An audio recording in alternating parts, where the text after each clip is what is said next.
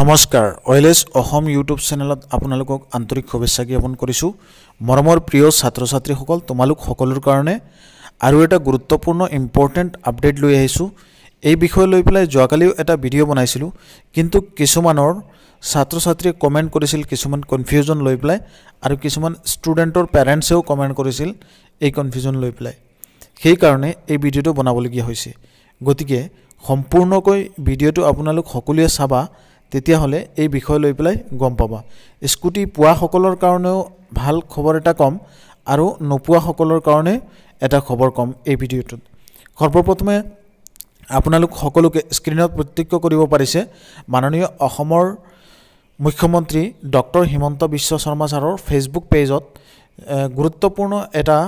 Post update হৈছিল যোৱাকালি আৰু যেটো ইংৰাজীতে টুইটাৰত আপডেট আছিল হেতুৰ কাৰণেও মই ভিডিঅ' বনাই আপোনালোক সকলোকে দিছিলো এতিয়া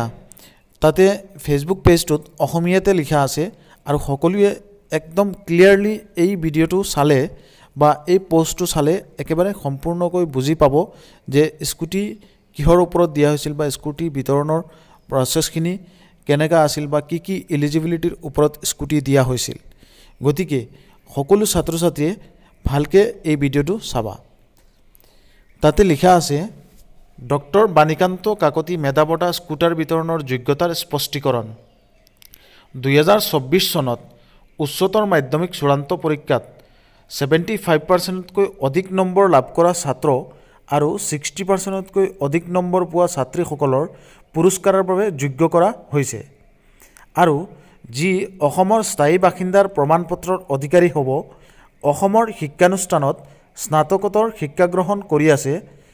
কোচিং বা আন যিকোনো কাৰণত ড্ৰপ দিয়া নাই অৰ্থাৎ কোনো বিৰতি নিদিয়াকৈ তেওঁলোকৰ শিক্ষা গ্ৰহণ অব্যাহত ৰাখিছে আমি IIT IIM IIT AIIMS NID আদিৰ দৰে অসমৰ বাহিৰৰ ৰাষ্ট্ৰীয় শিক্ষা প্ৰতিষ্ঠান আৰু বিশ্ববিদ্যালয়ত নামভৰ্তি কৰা শিক্ষাৰ্থীসকলক স্কুটাৰ প্ৰদানৰ বাবে যোগ্য হিচাপে অন্তৰ্ভুক্ত কৰা সিদ্ধান্ত গ্ৰহণ কৰিছোঁ যদিহে তেওঁলোকৰ ওচৰত বৈধ PRC থাকে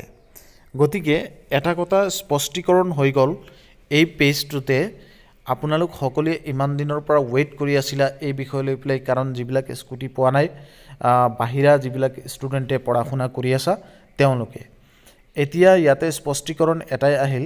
যে বাহিৰা যিবিলাক IIT হওক বা NITত হওক যিবিলাকে পঢ়া শুনা কৰিছে বা কৰি আছে বা এডমিশ্যন লৈছে তাতে যদি অসমৰ স্থায়ী বাসিন্দা হয় আৰু তেওঁলোকৰ ওচৰত ভেলিড PRCখন থাকে তেতিয়াহ'লে তেওঁলোকে এই স্কুটি যেটো আছে doctor Banikanta Kakati merit award যিখন আছে এই এৱাৰ্ডটোৰ কাৰণে এলিজিবল বুলি কোৱা হৈছে আৰু এটা কথা ইয়াতে ইম্পৰ্টেণ্ট এটা বিষয় কোচিঙৰ ষ্টুডেণ্টৰ কাৰণে লিখা হৈছে যে কোচিঙৰ ষ্টুডেণ্ট বা ড্ৰপ আউট যিবিলাক ষ্টুডেণ্টছ আছে তেওঁলোকক এইটো আওতাত নাহিব গতিকে আপোনালোকে এই বিষয়টোলৈ গম পাইছে পূৰ্বৰ পৰাই মই ভিডিঅ' বনাইছোঁ বা আৰু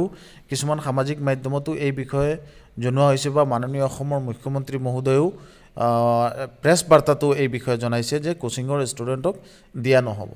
এইখিনি সকলোৱে গম পালে কিন্তু ইয়াতে আৰু এটা কথা আহি গ'ল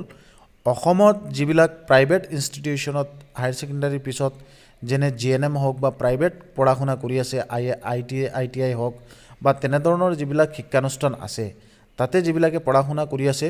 তেওঁলোকে পাব নেকি বা তেওঁলোকে এই এৱাৰ্ডটোৰ কাৰণে এলিজিবল নেকি আৰু অসমৰ বাহিৰৰ যিবিলাক প্ৰাইভেট ইনষ্টিটিউশ্যনত যিবিলাকে পঢ়া শুনা কৰি আছে বা কিবা টেকনিক্যাল কোৰ্ছৰ কাৰণে এডমিশ্যন লৈছে তেওঁলোকে পাব নেকি এনেকা এই দুটা কেটাগৰীৰ ছাত্ৰ ছাত্ৰীৰ কিছুমান কমেণ্ট আহিছিল আমালৈ সেই কাৰণে এই ভিডিঅ'টো আপোনালোক সকলোৰ কাৰণে বনাবলগীয়া হৈছে গতিকে ইয়াতে এই দুইটা বিষয় লৈ পেলাই লিখা নাই কিন্তু চেণ্ট্ৰেল ইউনিভাৰ্চিটি আৰু যিবিলাক IIT হওক বা NIT হওক বা আন যিবিলাক এইমছৰ নিচিনা যিবিলাক শিক্ষা প্ৰতিষ্ঠান আছে সেইবিলাকৰ কাৰণে ইয়াতে লিখি দিয়া হৈছে কিন্তু এই দুটা কেটাগৰীৰ কাৰণে লিখি দিয়া নাই আৰু অসমৰ বাহিৰত যিবিলাক ইনষ্টিটিউশ্যনত যিবিলাকে পঢ়ি আছে তেওঁলোকে পাবনে নাই এই বিষয়লৈ ইয়াতে লিখা নাই। গতিকে আপোনালোকে যিবিলাকে এই বিষয় লৈ পেলাই ডাউট হৈ আছে বা আন চেনেলৰ ভিডিঅ'ৰ তলতো কমেণ্ট কৰিছে এই বিষয় লৈ পেলাই ষ্টুডেণ্টবিলাকে ডাউটত বা তেওঁলোকৰ পেৰেণ্টছসকল, গতিকে সকলোকে এটাই ৰিকুৱেষ্ট এই বিষয়টো লৈ পেলাই, কাৰণ আমি ইউটিউব চেনেলত এটা ভিডিঅ' আপলোড কৰোঁ বা ইনফৰমেশ্যনবিলাক আপোনালোক সকলোৰ কাৰণে যেতিয়া দিওঁ, কিন্তু তাতে এটা কথা আহি যায় যে এই বিষয় লৈ পেলাই এটা বিভাগ বা ডিপাৰ্টমেণ্টে এই বিষয়টো লৈ পেলাই চাই আছে। আপোনালোকে যিখন স্কুলত বা যিখন এৰিয়াৰ হায়াৰ ছেকেণ্ডেৰীত আপোনালোকে পাছ কৰিছিলে তাতে গৈ পেলাই যোগাযোগ কৰক প্ৰিন্সিপাল ছাৰৰ লগত, আৰু যিজন আপোনাৰ নডাল অফিচাৰ থাকে সেই এৰিয়াৰ তেওঁৰ লগত যোগাযোগ কৰক। এই দুটা কুৱেৰিৰ কাৰণে যদি এলিজিবল হয় তেতিয়াহ'লে আপোনালোকে কাগজ পাতি জমা দিব, বা এলিজিবল যদি হৈছে অলৰেডি মই এই বিষয়টো গম নাপাওঁ তেতিয়াহ'লে ভাল কথা, আপোনালোকে ভিডিঅ'ৰ তলত কমেণ্ট কৰি দিব, কাৰণ কিছুমানে এই বিষয়ে নাজানে কমেণ্ট কৰি আছিল, সেইকাৰণে এই ভিডিঅ'টো বনাবলগীয়া হৈছে। গতিকে সকলো ছাত্ৰ ছাত্ৰীক এটাই ৰিকুৱেষ্ট যে বেলেগৰ ভিডিঅ'ৰ তলত কমেণ্ট নকৰাতকৈ আপোনালোকে ডাইৰেক্ট গৈ পেলাই বিভাগৰ লগত যোগাযোগ কৰক। নিশ্চয় যদি এলিজিবল হয় তেতিয়াহ'লে আপোনালোকক এই বিষয়লৈ সহায় কৰিব, কাৰণ মই পূৰ্বৰ পৰা আপোনালোক সকলোকে কৈ আহিছোঁ যে স্কুটিৰ ডিষ্ট্ৰিবিউশ্যনৰ ক্ষেত্ৰত যিবিলাক নিয়মাৱলী আছে এইবিলাক বিভাগে বা চৰকাৰে যেতিয়া দিব তেতিয়াহে আপোনালোকে বিশ্বাস কৰিব মানিব। কিন্তু কিছুমান তথাকথিত চেনেলত বিভিন্ন ধৰণৰ আগতীয়াকৈ ইনফৰমেশ্যন দি পেলাই তোমালোকক ডাউটত কনফিউজনত পেলাই এটা এক্সাইটেড মুডত তোমালোকক উঠালে, এতিয়া আকৌ গৈ পেলাই যেতিয়া স্কুটি যিবিলাকে পোৱা নাই তেওঁলোক ডিমোটিভেট হ'ল। গতিকে সেই বিষয়টোলৈ অলপ চিন্তা চৰ্চা কৰি কিছুমান যিবিলাকে এনেধৰণৰ ইনফৰমেশ্যন দিয়ে সেইবিলাকৰ ওপৰত লক্ষ্য নাৰাখি আপোনালোকে যিটো অফিচিয়েল নিয়ম নীতিৰ ভিতৰত যিখিনি কাম আছে সেইখিনি কৰে যাতে, তেতিয়াহ'লে এই বিষয়টো জানিব পাৰিব। এতিয়া মোলৈ যিবিলাকে কমেণ্ট কৰিছে এই বিষয় লৈ পেলাই ময়ো জ্ঞাত নহয়, মই আপোনালোকক কেনেকৈ ক'ম। গতিকে আপোনালোক সকলোকে ৰিকুৱেষ্ট কৰিছোঁ, কাৰণ এই বছৰটো পাৰ হৈ গ'লে বেলেগ প্ৰব্লেমো হৈ যাব পাৰে, গম নাপাওঁ লাষ্ট ডেটটো কেতিয়া থাকিব। সেইকাৰণে আপোনালোকে অতি সোনকালে আপোনালোকৰ প্ৰিন্সিপাল ছাৰৰ লগত যোগাযোগ কৰি